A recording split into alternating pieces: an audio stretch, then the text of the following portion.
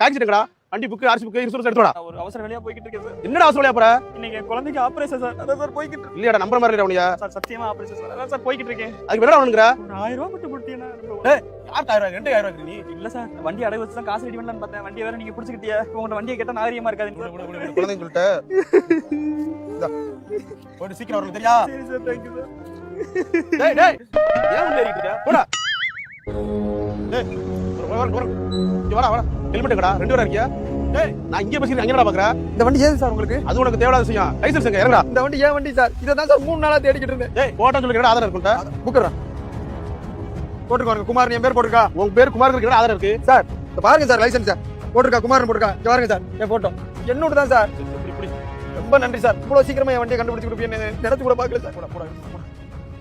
டேய் ஹெல்மெட் போட்டு ஓட்டணும் சரியா? போ. A few moments later. உனக்கு 400